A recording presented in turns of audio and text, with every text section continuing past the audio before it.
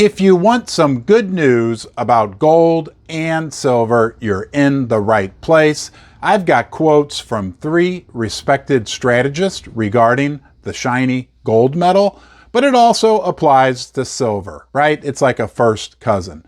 Also, I have something very interesting that the CEO of the world's largest gold mining company recently said that I think points toward a great future for gold and silver. I've got that for you and a lot more in this video. Let's go. You're smart. The people that watch my videos are very intelligent. So we know, nobody knows for sure what the future holds for the price of gold and silver. The best we can do is piece together all the information and make the best educated decision that we can. But when Tom Palmer, CEO of Newmont Mining, recently said at PDAC during a speech that he believes a new floor, a new low-level floor for the price of gold and by default silver has been set, I think our ears should perk up. I happen to agree with him. I feel like after I analyze all the information, the charts, the fundamentals, the technicals, gold and silver have put in a new floor level. Gold, I cannot see it dropping below, let's say at the worst case scenario,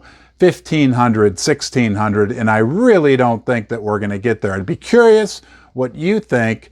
Share that in the comment section below. But let's move on to what 3 analysts recently said about gold. Hey, your time's valuable. I respect that. So I really appreciate you deciding to spend some time with me here in the basement. It's like we're here together right now.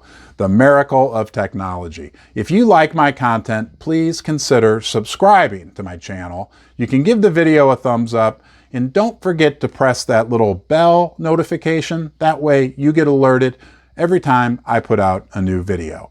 Thank you. Christina Hooper, Chief Investment Strategist at Invesco, recently said you can argue that the blow-up in cryptos reinforces the value of gold, and that there's really only one asset that historically has the qualities of being a hedge against inflation and geopolitical risk, and that's not cryptos. Robert Minter, Director of ETF Investment Strategy at ABRDN, recently said you need some solid assets in your portfolio, some real assets. He said the bottom line is you want something real in your portfolio, something that if you drop it on your foot, it hurts. And George Stanley, Chief Gold Market Strategist at State Street, said that as other assets fall, gold's relative performance will be much, much better.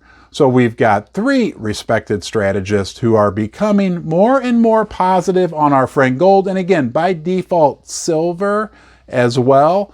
It feels like more of the mainstreamish are maybe slowly starting to come into our tiny, tiny sector. Remember, only 0.5% of all investable financial capital in the world is invested into precious metals, 0.5%.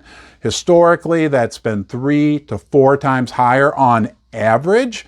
If we would just go back to average, that would be like 4 times as much money coming into the gold, silver, and precious metal mining sector. But wait, there's more. One more thing I want to mention, and I talked about this in previous videos, but I'm going to briefly mention it here again. The World Gold Council just put out the results of a recent survey where they talked to all the world's central banks. 80% of the world's central banks, 4 out of 5, own gold, see the value in gold. 60% of the world's central banks said they planned on increasing their gold holdings during the next 12 months. Again, by default, that is good for silver as well. Hey, again, we don't have a crystal ball. We don't know what's going to happen in the future. But as we piece all these little bits of information together, I still feel very good about silver, gold, and the precious metal mining stocks. I feel even better about the fact that you watched my video, you decided to join me here in the basement. I really appreciate it.